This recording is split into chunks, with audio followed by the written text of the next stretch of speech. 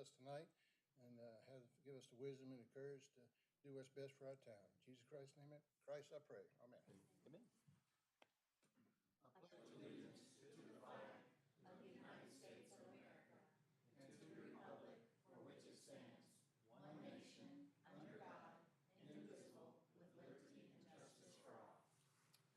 All righty.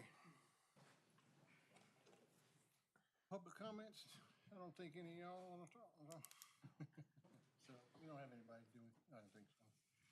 All right, we got the agenda there in front of you. Any amendments, changes? All right, can I get a motion to approve it? I make a motion to approve the agenda as written. All right, motion by Mr. Ayers, second by I'll second. Ms. Grooms. All in favor, say aye. Aye. Aye, all opposed? Ayes have it. All righty. Stallings Park Christmas tree. Ms. Platts, hey. You probably want a decision, because y'all talked about this the last meeting, right? Yep. Correct. Yeah. We can vote if y'all want. We've already seen it. I don't know if I want the modern one, but I feel like I'm gonna outvote it. I'm fine to y'all go ahead and do that. We'll be done with it. Yeah, Unless you wanna hear- did you have anything extra to say, other than? Unless you'd like to get the modern one for the front town hall, lawn, then we can go with both. See, I actually brought that item up, David, right here. Why don't we just get both?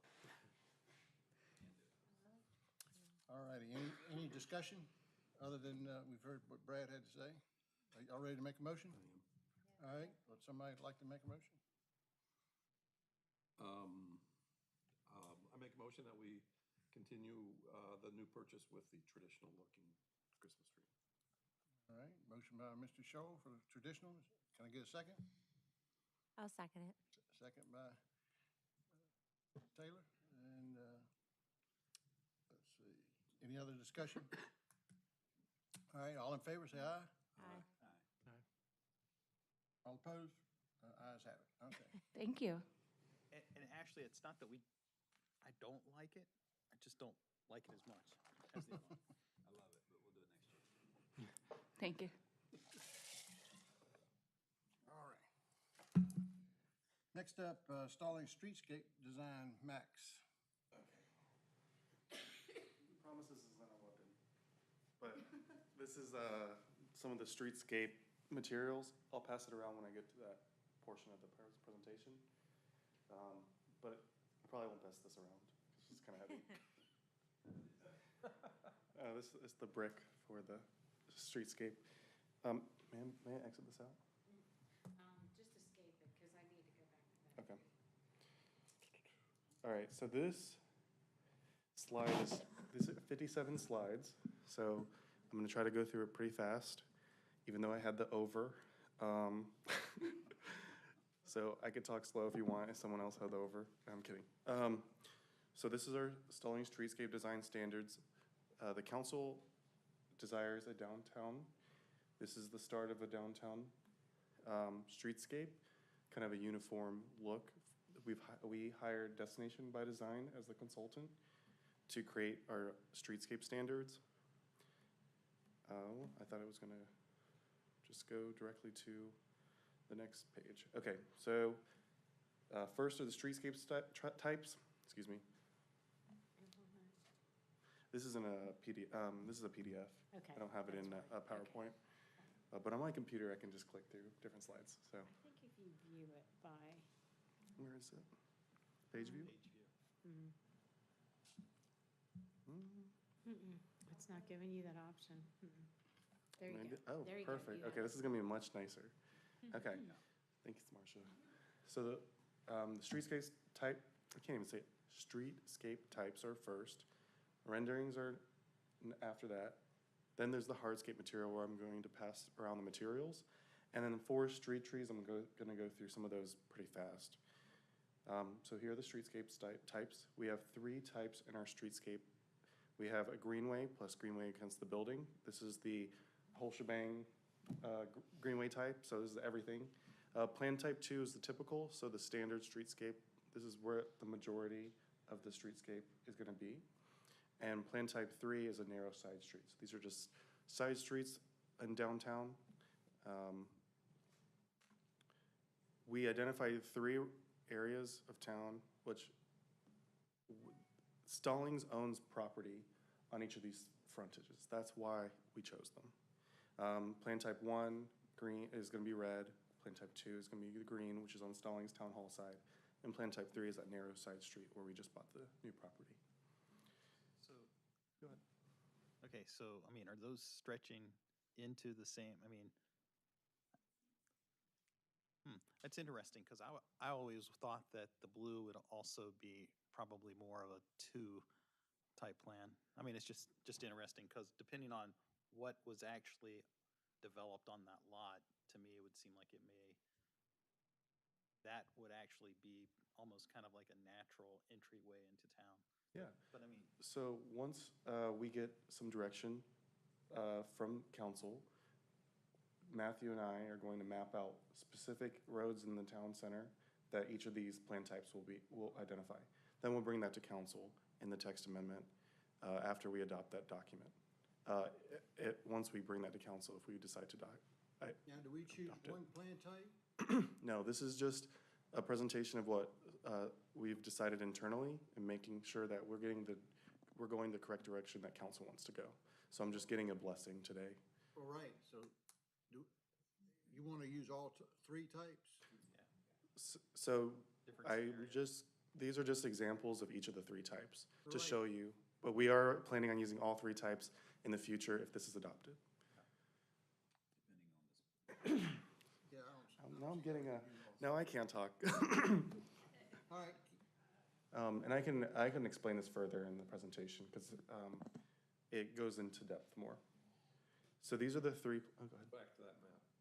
The blue road, Yes. that's not actually a road yet, is it? It doesn't have a name, but we do, now that we own that property, we do have frontage on that road. So there's a rendering later in the presentation to show you what it could look like. So we can make it into a road, because it's not really a road, it's access to. Mayor Pro Tem Scholl, it will be a road as part of the Old Monroe Road project. Oh, And these are all conceptual designs. This is, well, I was just Yeah. looking at it thinking, that isn't even a road yet. Could be, that's good to Yeah. hear, that it needs to be a road.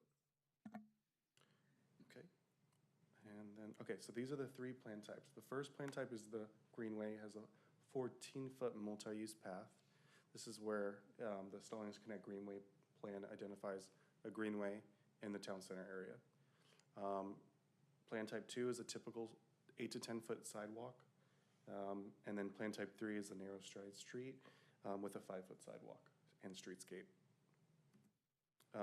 This is explaining how we got to some of those numbers. This is a chart from NCDOT on plantings and how we're making sure we're meeting those guidelines.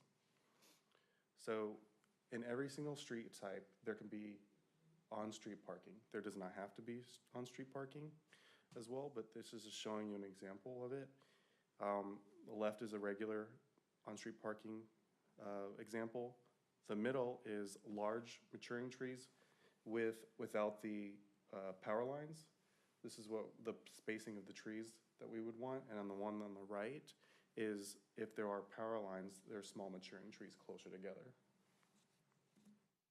So this is a downtown core form. So this is the, so if you look at the top, this is where the travel lane would be. And then there's that paver strip with the large maturing trees and then the sidewalk. There's also a landscape form. Each of these have, this one has a landscape strip of grass in front, and there's and then there's hardscape behind it. The other one, the downtown core form, is mostly hardscape. So there's a few plan type 1A. There's plan type 1A, which is the 14-foot multi-use path. So as you can see, if you go at the north of the property, this is where the street would be. And then as you go, this is where at the south is where the buildings would be. So they could use that as potential areas to place tables, gathering spaces for restaurants or retail. There's four different types of plan type 1A. So there's a base, there's a form with on-street parking, there's a form with a downtown core, which is mostly hardscape, and then there's a landscape form with a landscape strip. We can see, so the difference between this is like on-street parking would be if NCDOT allowed us to put on-street parking. The downtown core would be mostly in the middle of our downtown where we want the most commercial use. And then as it stretches out, it would be the landscape form with additional landscaping. So this is the kind of the rendering that we based our decisions off of. They've already created this. This has been part of the small area plans for years, but this is a vision to start. So there's multiple plan type ones. This one's without the, this is just the bike and pedestrian 14-foot multi-use path and the 6-foot wide paver strip, which it now has multiple renditions, like the on-street parking, the core form, and the landscape form. So I know it's a lot, but each has their own multiple renditions of how they could be applied. Plan type 2 is the typical. So this is a little bit of a smaller. This is as you stretch outside of the downtown core, you'll get the typical pedestrian sidewalk and multi-use path. And there's multiple renditions of it as well. There's plan type 3, which is the 4 to 6 foot wide paver strip and the 6 to 8 foot sidewalk. I said 5 originally, but it's 6 to 8 foot sidewalk, sorry. And there's different renditions, like the parking, core, and landscape. So this is kind of like a decision pyramid. So like we would decide, okay, if they answer these questions, like if this section of the streetscape on the greenway, then they would use type 1. And then if they would keep going down the list. If it's a greenway section, does the greenway run in front of the commercial space? If yes, use type 1A. If not, use type 1B. So this is kind of how we are making our decisions and honing down on which type of streetscape design we would want. There's also going to be a map to supplement this as well in the future. So I'm not going to go over every single one of them, but just kind of a decision matrix. Here are some renderings. So like I said before, we use these areas because the town owns frontage on these areas. So this is right in front of Stallings Town Hall. And then this is the downtown core. So this is the most robust plan. As you can see, it has the paver strips on the side and the 14-foot multi-use path on each side with a rendition of retail. Makes the idea is that bicyclists would use the multi-path trail, there's not a bike lane in the. Yes, I would say they have this one shows that they have the option. Looks like a little bike lane. Yeah, but okay, I don't know what the Greenway master plan says about bikes, but I'm assuming that they can also ride bikes on the multi-use path. So this is somebody who's rode their bike a lot in Charlotte traffic, and I'm telling you, those bike lanes need to be like 3 or 4 times bigger than they are. So hopefully, they won't. If this was built out, they would use the multi-use path during high traffic times.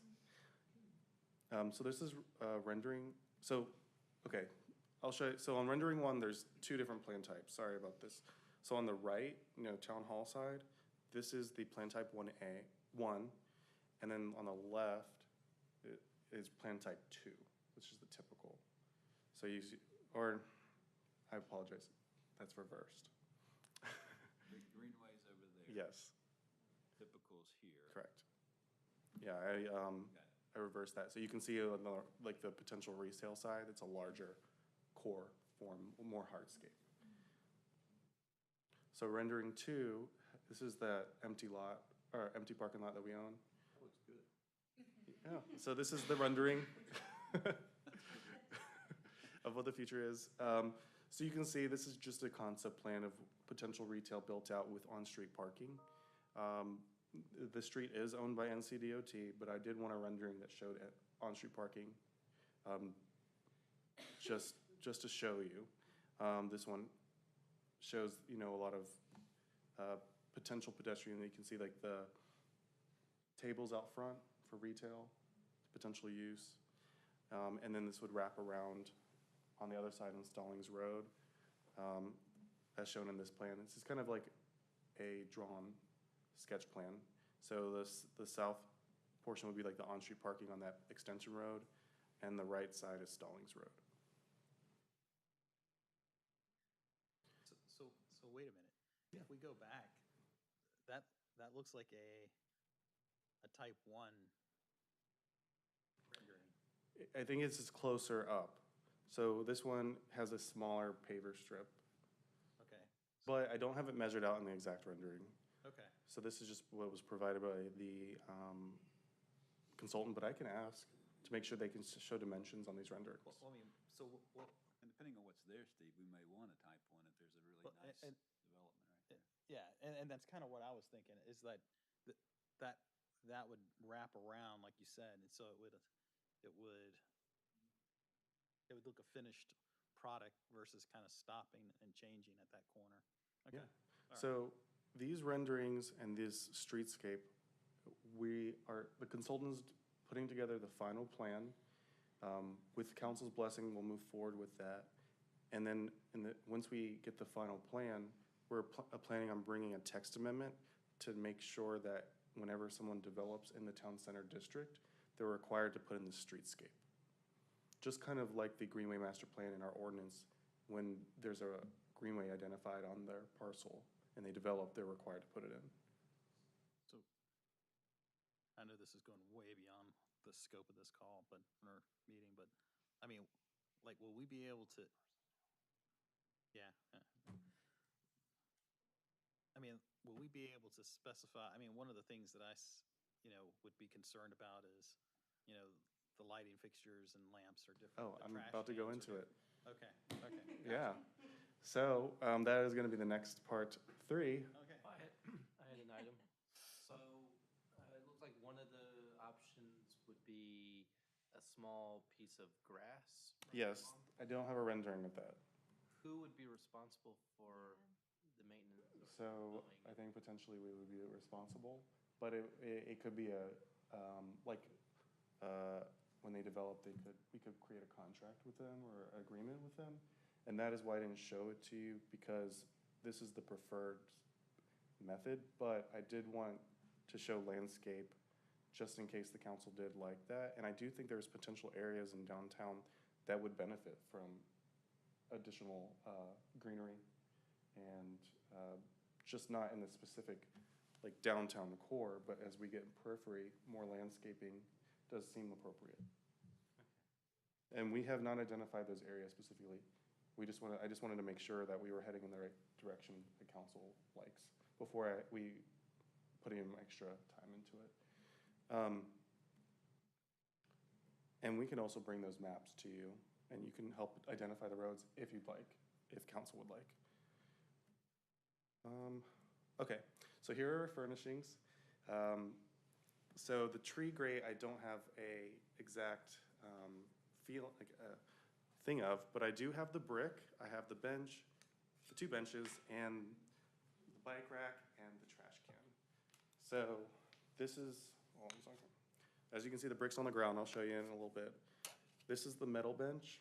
It has it on the back. This is the bike rack. It says it on the back as well. The trash can, and then the wooden bench. So I'll pass them around. You guys can look at it. And I can also bring this brick to you as close as you're gonna see and touch it if you want. I'm good. Oh, I'm definitely gonna touch it. Come on. I've learned over the years that design. Are is these not hard materials change, so- pre-concrete or are they This would be subject to the- change? They are concrete. We could bring more to you guys, but this is what staff identified. If you like the direction we're going, this will be it. If you want additional stuff, we can bring that as well. But that would be quote unquote the pavers. Correct. And so, So they would be horizontal on the side, the multi-use path, and on the sides, like the corners of the building and the road, they would be horizontal in the initial design. now when you lay pavers like that there, I mean, you typically have a maintenance for like whatever grouting material that you put in. So would that be a hard grout that would last for, I don't have that information, okay, I mean, it's something to consider. but it would be on the owner of the parcel to maintain this, the streetscape. So you can see these are paving materials. This one's called Belgard Moduline. Like $365 each from the manufacturer. The bench is a chocolate color. It's $1,500, but this is all cost to the developer that we would require. We wouldn't pay this unless we were developing in front of our town hall or our own parcels. The wood bench is $3,200, or depending on the size, 6 foot, $2,800, 8 foot, $3,200. Here's the bike rack, the trash receptacle, and then this is the tree grate. I don't have an example of the treescape, of the feeling of it. So just out of curiosity, how do these, like, I mean, I'm just thinking about some of the things that happened in the past where, I mean, this parcel down here develops and then these materials aren't available for the next parcel. So, I mean, how does that, have you ever run into any type of problem like that there where manufacturing just isn't there for the next iteration of the project? So I briefly talked to the consultant about this, but they said that there is this is a brick that will not go out of stock usually. It hasn't had any production issues. I don't know about the cost, if it would go up or down, but I didn't ask about if there was alternative types of materials that are similar. We can definitely research that as long as we can put some language in the text amendment when we do that, but this is kind of the baseline of what we were hoping to see in the streetscape. Did I see that right, that the trash can was like $1,800? Yeah. All right, I don't know why it's so expensive, but, okay, good, thanks. I am gonna start buying a welder. I just made trash cans right now. Yeah. Because it's a certain weight, right, to keep it from, They last a long time. they don't rust. So here are the materials again. This is the lighting. This is the lighting fixture that was, so their consultant said that this is an accepted light fixture from Duke Energy and Union Power. They both accept this light fixture, and this is why we chose this. We don't want any inconsistent light fixtures that aren't accepted by both. So, go ahead. Metal poles or? I'm assuming it's metal. I don't have the exact material in front of me. There's no example. It's an aluminum, Okay, Stephen, aluminum shaft. thank you. I know a lot of folks, to save money, go with some type of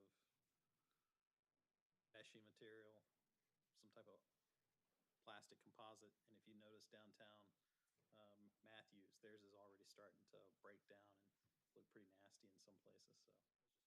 Yeah, I don't know the longevity of these, but since they're accepted by both NCDOT, not NCDOT, Duke Energy, I'm saying NCDOT like 20 times a day, and Duke and Union Power. If you say it with some curse words, it means more. Yeah, I could do that. I'm hoping this would be a long-lasting material. I can ask our consultant. These are the bollards that were identified. We probably won't use these very often, but they are removable. And this is the orange Stallings color. And then this is just going into, it's in harmony with our street greenway master plan and our Parks and Rec signage. So this would be on the streetscape in the greenway area. It's in harmony with our gateway sign. Our Stallings signage is metal, kind of like our fixtures that we've chosen. And then there's street trees. We would require these soils cells. I can't remember exactly what they were called on the presentation, but this would keep the trees alive longer and less maintenance for the town. Tree longevities, some benefits of the tree grate thing. These are the large maturing trees. These are as you get into different plant types, these are the type of trees that we would accept. These are the smaller trees under power lines. And Max, can you go back to that slide? I did want to mention, one of the trees that's used in the bypass plan for landscaping that DOT has presented was the eastern redbud. So you'll see some synchronization between those two designs. Okay, so that was it. That's 57 slides. Very good. Any questions? Well, Alex, where are we in this process on the streetscape? That's what I'm trying to figure out. Sure, good question. Let me provide some context and hopefully that'll be helpful. So obviously, when the downtown subcommittee met, probably a couple years ago now, one of the things that they found was that streetscapes were a common recipe, an essential ingredient to success in successful downtowns. And so we looked at a variety of different options. We looked at first off, building it out here as the first step. And we stepped back and said, wow, it's going to cost a lot of money. This is important, but we also need to make sure that we're looking at the entire downtown. And we can't build it out ourselves. What's a way to do it? So we had some grant money, and we decided that we would develop some common downtown standards for streetscapes. And those would allow us to make sure that, one, we could require developers to build out these streetscapes when they develop certain parcels in the downtown area. And at the same time, make sure that developer A and developer B are building something that, when they're connected together, looks seamless, right, and uniform. And so the goal is to build out, get those standards developed, and take those standards, and then Max and his team will identify the appropriate locations for the various types, right? Because a back street is probably going to have a different street type than perhaps the greenway going on here. And in certain areas, DOT will allow certain things, in some areas that they won't allow. So that's the reason, in part, for the differing types. And so tonight, staff are working through the details, but really what we're looking for is just aesthetically and just generally, the board thinks we're on the right direction. You're happy with where we're going, so we can finalize some of the aesthetic standpoints. And then Max and his team will circle around, finalize this, and really get to going on the implementation side of things, which is, plugging in the exact types to the exact spots in downtown, and work on integrating it into our ordinance. So that was probably way too much information, but It's a complex issue. It is. And a lot of information Max presented tonight needs some thought, in my opinion. I can give a comment. Yes, sir, Brad. So, yeah, this is exciting and frightening all at the same time. I'll tell you what I mean by that. Exciting because if you envision my kids' walking through a downtown Stallings, you can see this in place. It feels like it could be exciting. It feels very frightening in the sense that we will have to take the lead, right, with the development of that parcel beside us that we just bought. Will be probably the first domino to fall. I doubt we'll do anything here before that is in the private sector's hands with money from us. There's no way. It's either a discounted sale or it's some long-term financing or something. But it's scary in the sense that it's going to be. It's easy to say a developer will pay for it, right? That's what we say as staff. I was staff before. It just means a town signing up for some long-term partnerships in building a downtown, because the developer is going to ask us for help. We'll be then talking about types of financing that we're allowed to do. most notably tax increment financing. Y'all might have heard of that. It's where we'll be willing to rebate 50% of our tiny tax rate to a developer if he'll put this in for us. So we're asking, so it's a complicated dance we'll do for the next 20 years. I do think if we don't have this, we'll go nowhere.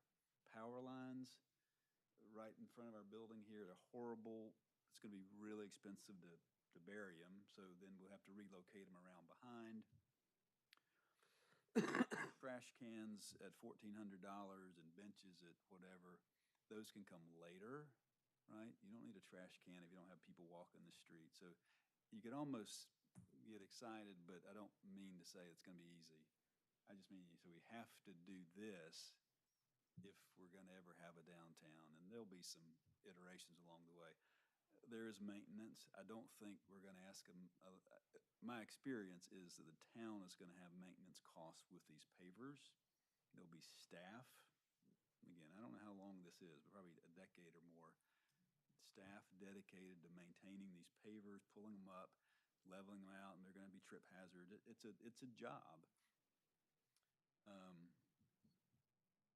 But it's exciting. I think I talked about the scary part more than I talked about the exciting part. But I'm okay with where we are now. I have some questions about, I think you ought to call Matthews, get a sense of the cost for maintaining their pavers, why they chose dark instead of light. I think we would end up grease spills and all that kind of stuff, probably want to go darker than lighter. So that's just some thoughts. I'm okay with where we are, and I like the work you've done. So whatever it needs to do to move on to the next step, I would be willing to help with that. But Well, let's take that parcel next door that we just bought. Would something like this, if the requirements are, we put Yeah. these requirements in place, would that hinder or help a developer well, coming to that parcel? I think the developer would ask us for He's gonna ask us for a subsidy in some way. Either, like I said, we'll discount the land in a sale to him by X dollars to get this, or we'll do it ourselves because we can do it cheaper, maybe as we do something in front of here to make it bigger, or we'll do some sort of financing where we'll give the developer a grant for 30 years of a tax rebate for, not a rebate, you can't do that, but a grant back of taxes to help him pay. It'd make it harder, but I think the whole point of that is it's a partnership domino that has to fall. So we won't, I guess I'm trying to say, we bought that for X. We won't probably sell it for X plus market rate inflation. We'll probably sell it for X minus something to get a really cool something we want. And then the tax base over time will pay us back. I think having a plan in place and a vision in place would help the developer realize more profit out of whatever they're doing there. They're not gonna wanna put something really nice with this, what we have out in front here with the power lines and nothing else, but with this in mind, and knowing that they're the cornerstone, basically, literally almost, that would probably help the process. And my other concern is, on the other side of the street, over there, is taking it up to the corner is easy. But how about on this side of the street where you got the church and retail there, do they want to give up some of their property to enhance it, or do they want to help pay for it? No, they're not going to help pay for it. Right, well, they won't have to until they redevelop it, but the street that's not a street that David was Well, mentioning. that part is, That we can control, and that Right. will make their property look better. And again, not to be, market rates will, and I love churches, and I go to one, and market rates, if we do this well, will make the church want to sell that piece of land to someone who could. Gotcha. It'll move them out in the best way, right? We won't force them to go, certainly, but market rates, if this works, they'll find a cheaper place to go, and they'll sell it, and they'll get a lot of money for their land. That makes sense. All right. This is, I'm saying, but my kids, grandkids kind of thing is a perspective you have to look at something like this, I think. But Any other questions for, It might be getting way too far ahead, but what would this cost, like per foot? Um, Each foot? I do have a rough calculation from our consultant, but after talking to engineering, they think it might be more expensive than what's on this worksheet.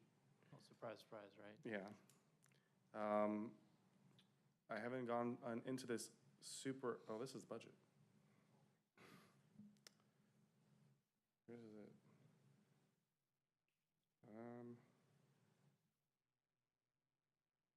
I don't think I think this is all Marcia's stuff. I thought I put it in here. I didn't delete anything. It's okay. I'm just trying to see, I put it in here, but I know where it is.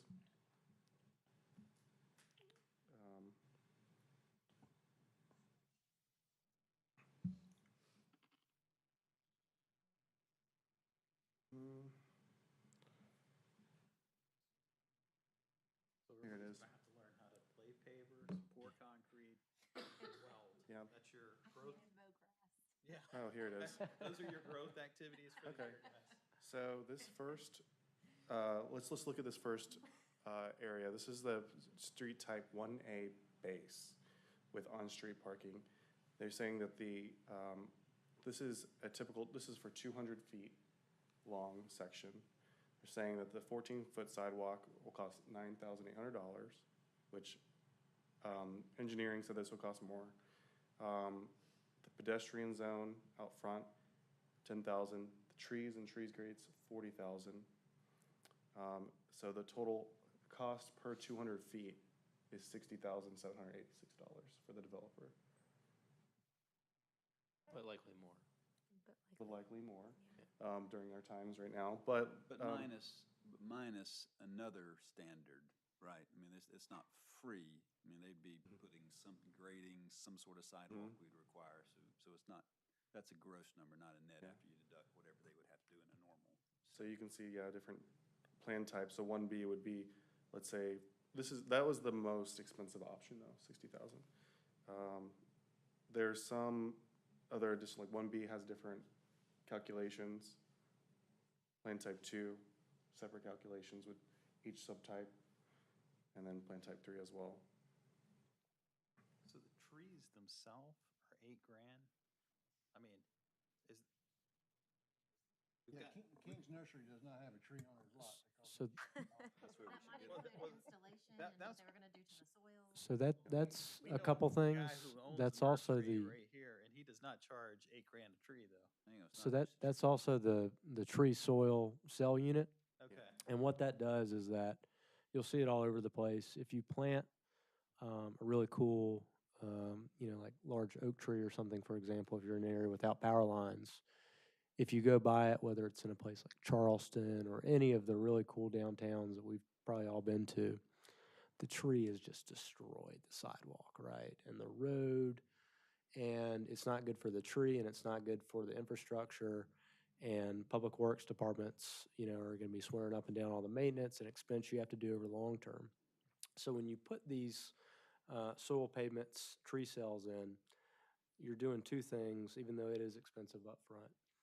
You are creating an environment where the tree can really grow and flourish from a root system standpoint and is stable and can be healthy and live decades in some cases.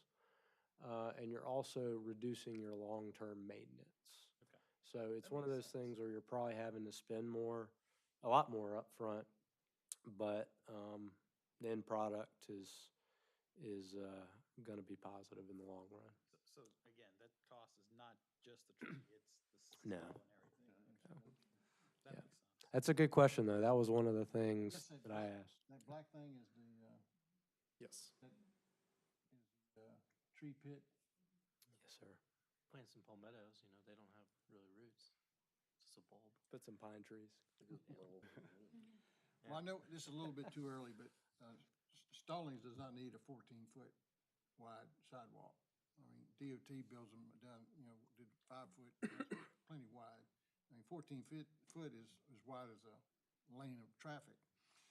So that just seems excessive to me to do 14 feet, scale it back. Like I said, getting way ahead, but that's a way to cut costs too. Concrete's very expensive. Yeah, no, I mean, that's my point is that I'm all for this. I just don't want it to be such a high cost that developers say, I'll go somewhere else. Yeah. Or just, it pushes them off, you know, you obviously want to incentivize them to come here. So I'm hearing maybe no plan type 1, maybe just do the 2 plan types or something like I that? don't think we're or- ready tonight to make any Okay, decisions. yeah. Let us mull it over, course. call you, get some, you know, because that's Yeah. what I'm gonna do. I'm gonna probably come over here and let you explain Of it to me course. one-on-one, Yeah, because I'm confused on all 3 types, but, Yeah. you can unconfuse me. Yeah, it is a little confusing at first when I was I was presenting this to staff and I was trying to learn this as well. It was like, okay, this is a lot of different, this is like 18 different street types, really. We originally had even more subtypes than 4, so we got rid of some. Our contract with Destination by Design does end June 30th. They're supposed to do the final deliverable. So as soon as you're able to meet with me or talk to me, it'd be helpful. You considered any of these designs on Old Monroe Road? So we were specifically looking at the town center district, but as staff, I'm not opposed to extending it. We just wanted to first do it for the downtown area.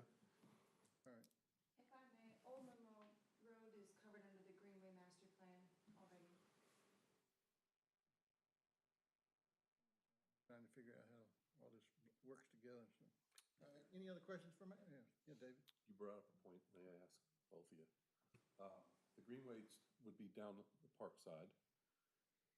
Did it go left at the corner, Ashley? Across? Yes. So that's where the 14-foot multi-use path would be. And then if it was to be developed on Monroe side, it would be a different plan type. I was wondering how we would get them across that, whatever they end up putting down there. Right, that's a good question. I think, All right, if you have questions, and call Max and Alex and Ashley on the Greenway part. We'll bring this back up probably in a month or so and give you some concrete answers. So the contract with DOD is, Yeah, destination, June 30th. I mean, for the final deliverable, I mean, we can extend that, but it'll be some cost, but yeah. So Mayor, just looking at, get something on the calendar, a month is the second meeting in May, which is the 23rd. Can we put that on there as a placeholder? Does that work for everybody? sounds good. Okay. So next steps for staff is just if you have feedback or questions, just reach out to Max or I, both of us, and we're happy to kind of work with y'all to get everybody comfortable. All righty. Okay, thank you. Thank you, Max. All righty, next up is electrical vehicles charging station, Mr. Ayers. All right, so let me first say why this is actually on here. This is something that I had kind of talked to Alex about last year, about potentially looking at how we could put it in the budget for this year. But as we've kind of talked about, we kind of knew as the year had progressed and the pandemic kept going on that really, you know, this budget was going to be a tight year. And so I'd kind of, you know, step back from this effort. And however, the person that I had talked to with ChargePoint did send me an email, and believe it or not, I've actually gotten in a follow-up email while we've been sitting here a few weeks ago about the fact that there is new incentive plans where the government has funding available to pay 100% of the cost for the charging stations if it's built on government property. And effectively, the reason why I brought it to this group to kind of throw around a conversation or discussion is because of that. When somebody says 100% payment, that's at least something that felt worthy of bringing to the group to kind of at least toss it around and have some discussion about it. And so this is, again, the emails that I've kind of gotten is actually from, I kind of give everybody a little bit more background. Last year about this time, I reached out to the ChargePoint folks, which is a major manufacturer of charging stations here in the United States, and kind of just talked to them about how does charging stations actually work, how do they get installed, kind of just the whole process, and and kind of a roundabout pricing model that they had, and it depended on the type of charger, whatnot. But typically, what happens is that they have the chargers, they have a local contractor that will come out. It's kind of a turnkey operation. You tell them where you want the charger to be put. They have a contractor that will go, general contractor that will put the charger in, and then there is a fee up front to to actually put it in, but then there's a maintenance fee. As we've kind of talked about with some of the budget stuff, and that maintenance fee covers effectively you're leasing the equipment, but also the software that's on the charging station is maintained, and they also maintain the payment system that comes on the chargers, and they allow us to set the price on the chargers and things like that there. And again, just kind of talk to them about what's required there.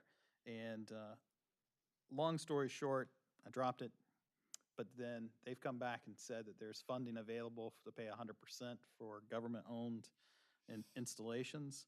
And so I guess what my thought here is a couple of things. Number one, you know, given the 100%, does anybody have any thoughts on potentially at least having the staff reach out and at least have a conversation on whether that's a reality of whether or not we could get chargers installed for effectively free except for the maintenance fee? And then the other thing that I would kind of propose to the group is, Alex and I have kind of talked about, kind of what does the overall plan for charging stations within Stallings look like from a government-owned stations or government-maintained stations. And but I'm sure that everybody's got their own ideas about what that looked like. And I guess when I was first talking with Alex last year, I was thinking a couple of chargers over here in this particular parking lot. And the idea there is that it would be publicly available, but then we also park some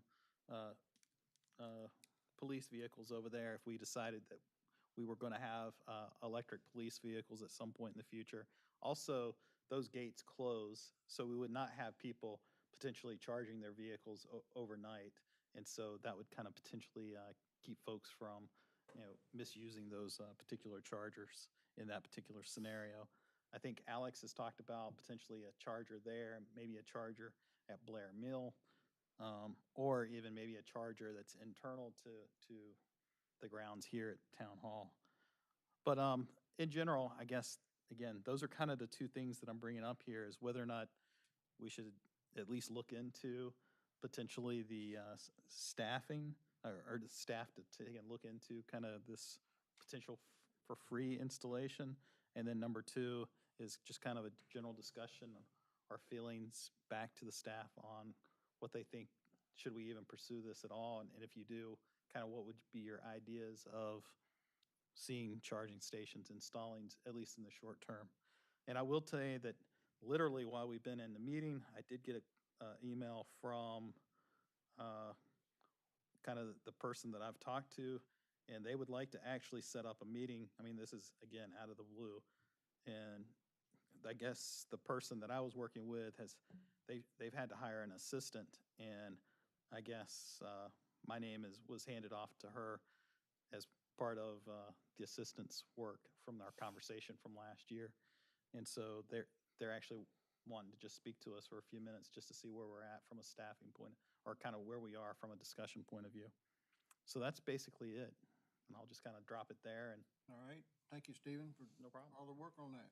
Anybody have any comments or any experience with charging stations? I don't. I You know. see them everywhere, though. Yeah. You're seeing a lot of electric vehicles ever. Did you say in that they install the payment method? Each charging station has a piece of software on it, and part of that software is that whoever owns that station and are leasing that station, we set the price point on that station, and they manage the billing of that through the software. And so that's all handled by them, and we have access to go in and change the rates and do everything we will need to do. But as far as the billing and dealing with credit cards and things like that there, that all is handled on their side. And I say that with the idea that you are leasing it, so there is a cost per charger per year for that software maintenance, just like we've talked about with some of the other stuff tonight So in the budget. if we were interested, it would just be, we're doing it just to help benefit our residents who, charging station. Yes. Yeah. And it would, and Why would a resident need to use a public charging station in the town they live in? It's a good question. I mean, A visitor maybe, but a resident, we're 6 miles by 1 mile. They got one that's right there for their own car, I'm sure at home. Maybe but, or Oh, and didn't affect the rest of town. it didn't. well, when somebody burns down the town, Alex. No. I don't see the harm in a 10-minute phone call. My sense is real quick, you'll get a sense of whether it's something we'd be interested in pursuing. I'm talking about maybe a staff person. Sure. I have my concerns about anything that's free, anything that's a third-party credit card service, somebody's making money somewhere. I know you would have the same concerns. Yeah, yeah. Plus the idea, we don't have any there yet, meaning where do you put this? I can see in the parks necessarily, but again, I think it would get used by people who don't live in our town. So I'm skeptical, helpfully skeptical. I don't mind the phone call, and if that's what you're asking to do, I could go along to have Alex's team do it. Yeah, I mean, again, the only reason why it even came up is the grant for 100%. I felt like if somebody said, hey, we're going to do this and you could probably get it for free, it's worth at least bringing to you guys and saying, hey, here's what it is. Maybe it's worth, like you said, maybe it's worth a 10-minute phone call. And ChargePoint, I think, is like the largest, at least the group that I'm talking with last year. They are the largest, I think, independent maker of charging stations in the United States. So, I mean, they're a reputable group, I think. You're not talking about free, charging your car up for free. No. They pay. We would be able to set the cost per kilowatt that somebody's paying, basically. yeah, I'm surprised the hospital, maybe they did put some in, but I'm surprised, I haven't seen them. I haven't seen them either. I'm surprised they didn't think of that. You know, that was something that Mr. Price and I talked about. It seemed like that would be a obvious place for electrical charging station would be the hospital. Just, we put in an electrical charging station in Wadesboro, when I was there. Got a grant to do it and put it in right near our downtown, which is right off of Highway 74. And they look for spots often right off the highway for what's called a DC fast charger. Charging up electrical vehicles, it's kind of like charging your phone. You plug it in overnight. Most people, when you wake up, it's charged, right? But sometimes you're running out of juice in the middle of the day, and if you're on like a trip, right, your charge might not last you. So the DC fast charger kind of powers you up, you know. So what I would suggest is let staff get with Councilmember Ayers and have a meeting with ChargePoint, kind of ask some questions. And then I'd also like to have a follow-up conversation with Central Iowa Council of Government and get a more formal price from them, how much it would be for them to kind of administer and apply for the grant, right? Because if it's a grant and it costs, it's not a big deal. It's one form and it's easy to administer, right? But grants can get really complicated really quick. And we want to make sure that, we're not doing, $20,000 worth of work for a $1,000 grant, of course. I know everybody would agree with that. So that'd be my suggestion. Yeah. That works for everybody. Everybody, Do any of our local towns have one already installed? I don't know. Does anybody, what, do you know? Is it a town owned or is it just there? Beantown Restaurant used to be. Mm-hmm. Yeah, it's Yeah. right there. It's right there near Yeah, the that's right, I've bank seen right that. there. I'm not sure if the town did it or the shopping plaza, but there's one right there. Okay. We can follow up with Matthews and learn about that. We don't need to reinvent what somebody else has just done. Sure. all right, everybody okay with that consensus there? Yeah. Just to look into it? Yeah, Let's what chat Alex sometime just said. tomorrow, Perfect. just because I just got this email right when we were in this meeting. Just make sure that we're, All right, Sure, we can learn more, and we'll follow up with Central Iowa, and we'll talk with Matthews and circle back around on that. all So, right. Thank you, Stephen. not a problem. All right, next up is a continuation of the budget discussion. So why don't we, it's only, what time is it? 7:55. Why don't we knock out one more? I would suggest that as well, and let me propose something.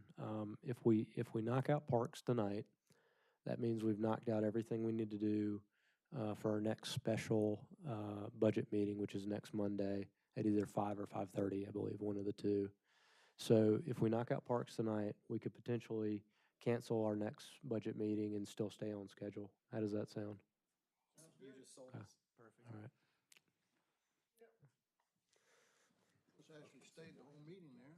Oh, I'm sure it will.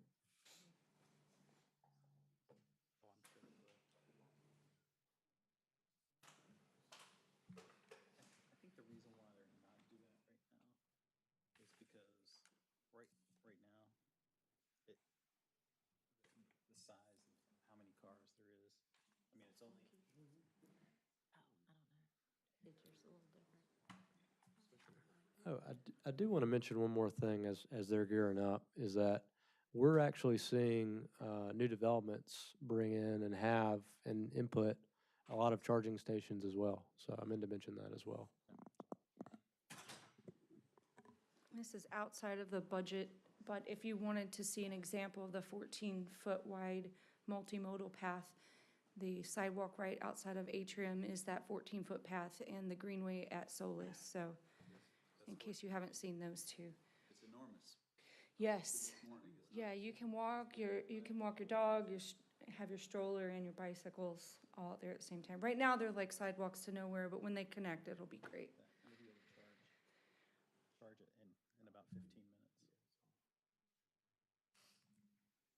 Sorry, we're okay. No, I was gonna give Taylor time to get back. Looking for, candy. It's on the bowl, it's in the bowl on the side.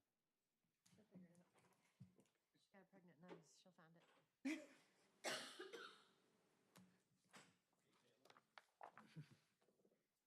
What?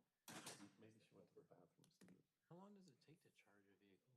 I don't have it like this, but There's a high-speed charger out that will charge to about 80% in about 15, 20 minutes. And that's what he's talking about. We could just have a nice little like restaurant, I'm a with, gas man. pub. Yeah. Yeah, this is coming from the guy that owns 3 vehicles, and they're all large-scale V8s, so, but, I mean, I was gonna ask, you sure you don't have an EV? yeah. Well, I mean, No. yeah. Just always forward thinking. Well, not only that there, but I buy my vehicles. You can actually go online and like take surveys on which type of vehicle you should buy based on usage categories. I thought you were gonna say based on personality. That too. But main thing of it is just that,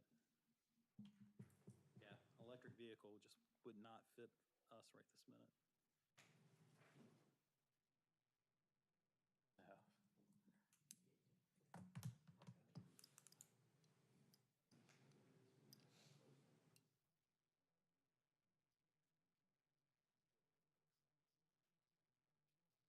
What's going in there?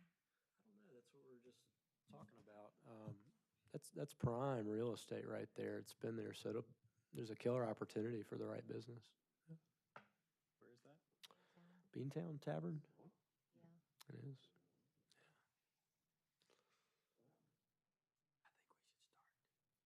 Okay.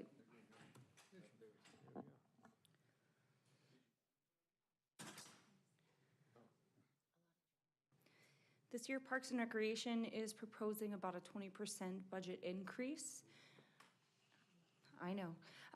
That is because we carry over a lot of our projects from last year, including the Vickery Greenway portion that won't get started until this next fiscal year. And we also are proposing a resurfacing project of the Stallings Park parking lot that's estimated at about $180,000. And this also includes the second half of what will pay for the Privet Park project. We also are including outside services, landscaping, to include adding on the Chestnut Farms landscaping services that will then basically bring us up to date on everything being outsourced for landscaping except for the new greenway that's yet to be built. And then, of course, like every other department, we do have an increase in the payroll category. And I just want to point out that we did budget for the full-time park maintenance employee last year. We weren't able to fill the position. We're still trying to fill that position this year into the 2023 budget, but just wanted to point that out to you. Excuse me, is that a full-time position? It is. Council approved that full-time position for last fiscal year. If somebody wanted to work part-time in that position, would you hire them now and maybe do full-time later? We actually, HR and I have been discussing the possibility of looking at hiring additional part-time people if we can't fill the full-time position. Well, let me know on that, because I had a couple people ask me, and they're retired. Yep. Fellas, and they're 65 years old, but they can work. Understood? They let them do part-time work, and they live in Stallings. Perfect. So, Yeah. Thank you. We'll send you the job ad if you Yeah. want to forward it along. And it is available on our website. It's the same job description for the full-time and the part-time, so if they want to fill out the application there, okay. just, we'll go from there on that. Cut you off. No, absolutely. So just to point that out, it is the same position, we just haven't filled it in the full-time capacity yet. And our notable items, I know it's small, so I'll read them out loud. We carried over the Blair Mill Greenway, the Vickery portion, and we're carrying over the signage that was also in last year's budget. We're actually looking at putting together a signage package to include, since we're outfitting Blair Mill Park and Privet Park, we're looking at putting together a signage package that will include the Greenway signage, Blair Mill, Privet Park, and Stallings Park, so we can get a better competitive bid. We've had trouble finding a sign company that will give us a good price on a one-off sign, but if we combine all of that together, we're looking at, once we have all of those playground enhancements and park enhancements in place, bringing that to council with anticipation of putting that out to get some decent bids on all those signs put in at one time. So that money carries over into the next year, as well as the Christmas tree replacement. So we'll pay the deposit of that right now in this fiscal year, and then the balance once it's delivered and installed. And then the $180,000 to resurface the parking lot. Getting back to the Vickery portion for the Greenway, the Yes. 550,000. Correct. What does the 509K mean? 509 is the fee in lieu of parklands restricted funds. So we estimate using 509,000 of those, with the rest of the money for the project coming out of fund balance. Or ARPA? Correct. Yeah. So it's not 550,000, the total project's 550,000? Yes. Right, so. And that cost may go up a little bit because that we originally estimated that for 2 years ago, but we did pad it quite a bit in there, and we made the signage and a couple other of the planting options as side-out bids so that we could do those portions of the project later and they wouldn't drive the cost up too high. And you have all the easements? We finally have all the easements, yes. Does that include the Hawks signal that we? It does include the Hawk signal. Does? It does. So your maintenance budget, I saw you increased it for the Chestnut Farms. That's Solus, right? And Yes. That's the Greenway we were just talking about. Correct. The maintenance of that. Okay. And the Greenway for Blair Mill won't be done for a while. Correct. And once that is done, we'll have to let any grass that we put down there take for a while, which is the same thing we had to do actually over at the Solus project. Once you plant, you've got to let it really grow out a bit before you can cut it, otherwise you kill it off. And just a real quick slide here, kind of showing you, doing our events and programs. We're going to be starting up our farmers market again. We're bringing back our summer concert series called Sunset Sounds. And we'll have obviously a Christmas in the Park, and Peter Cottontail's Bunny Trail will be back. But we're really kicking off our programming again. So you'll see a lot of holiday-based programs. We'll be doing our craft kits again. We'll be doing some drop-in programs throughout the summer during the day when kids are already in the park. So we'll take advantage of the captive audience that we have there. We'll be partnering with Union County, Indian Trail, Waxhaw, and SPCC again for our disc golf challenge. Of course, we're still hosting shred days, scavenger hunts, and different things like that. So we've gotten a lot of positive feedback on the smaller programs that we do throughout the daytime during the summer. So we're going to really vamp that up this year. On the farmer's market, did you have more vendors want to? We did, absolutely. And we actually meet next week with Union County again for our farmers market to get that started. So we're actually going to incorporate some craft vendors in this year. We won't have the live music with the farmers market, but we are going to incorporate food truck vendors, more of the breakfast type since the hours are earlier in the day. And they've got some really unique ideas. I'm actually going to exit out of this, but they've got some really unique ideas of how to incorporate some of the other services that the Ag Center offers. For instance, one of the things we've talked about is having some of their farm-to-table chef demonstrations. So you basically come to the market, you see what's on display there, and they actually live cook right then and there from things you can get at the market. So we're really trying to be a little bit more creative and expand that farmers market. This year, put a lot of effort into it. Well, while we have the ARPA funds, I know at one time, Brad, when you brought it up, we were talking about having a permanent structure for the farmer's market. Now, I don't know where we could put it in the park that would make it viable. From the tennis courts. That's right. So, because I think, Marcia, if I'm right, I think we got 900,000 of ARPA funds that aren't spent. So, if you want to ask for something, now might be the time for that. If you think it's asking your vendors. I'm sorry. Who is this guy? I'm sitting. Sorry, who are you? Well, No, it's one and the same thing. Wow. I'm just kidding. It's great. So, It's a great idea. Yeah, just think about it. Since we're throwing out ideas. We do have an opportunity to look at something like that, and I think that would be great for us to discuss at our meeting next week with the county. I know that they have some site plans and some structure plans already in place that we could utilize where we wouldn't have to pay for like an engineering on a structure. They've already got some stuff like that that we could borrow the site and construction plans and build without having to put out that kind of resource. But yeah, that's definitely something we can research and bring back to you for sure. Thank you.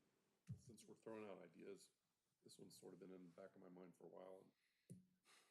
The events are great, but there's a little annoying thing in my mind, maybe not everyone else's. The sound from the generators, to me, is annoying from all the food vendors. It's like really loud. And other places take care of it by having the wiring available at the station, at each of their stations. And the other one that I saw that really struck me was they have, it might require, I don't know if it's a requirement or they supply it, a deflector. And if you're walking behind a part that's not deflected, it's like, wow, that's really loud. Then you walk around to the other side, it's like it goes up and it doesn't go out. So is there a way to maybe look at sound alleviation? I didn't mean to run you out. She's like, had enough. Gotta write it down. Good job. I can only keep like one or two errant thoughts in my brain before I have I have too many squirrels in the attic, so. what lives up in mine.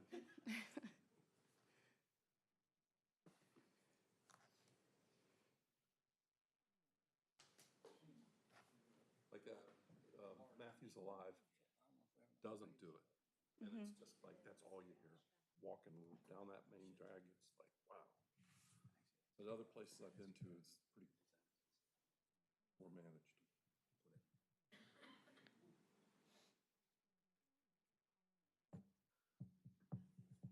Oh, and one thing that I was gonna make a slide for, but I didn't, I thought I was going on Monday, the following Monday. We're starting a quarterly virtual newsletter. You probably saw it go out on our Facebook page for people to sign up, and that will launch in July from the, specifically from the Recreation Department. And we'll be using, virtual contact form, so people will sign up, give us their information, and then we will send out a virtual newsletter, and we'll also have it hosted on the website as well. How big is the Parks and Rec committee these days? Is it, We have 4 members. is there a way to, Oh, yeah, okay. it's counting you. Is there a way to help get that back up to where, We're working on it. really nice to have, give you guys some help.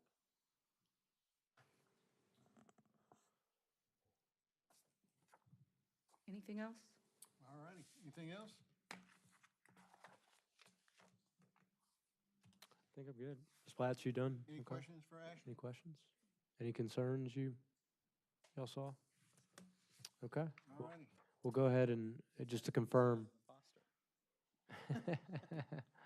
We'll, it sounds like there's a consensus to cancel our next Monday meeting, so, okay. So, council, you know, for y'all, this is your first budget meeting, so anything that was presented tonight, you know, either put it in an email, call Alex saying, hey, I'm concerned about this. Yeah. You know, now's the time to voice your opinion. We'll wrap it up after all the departments have made their presentations, and we'll come together again, but that might be a lot, so, you know, if you have something on your mind right now, let everybody know on the council, and then let Alex know, and then he can talk to the staff about it, so. All righty. And I think that's it. Can I get a motion to adjourn? So moved. Shoal. Second. Ayers, all in favor? Aye. All right, ayes have it. Thank y'all.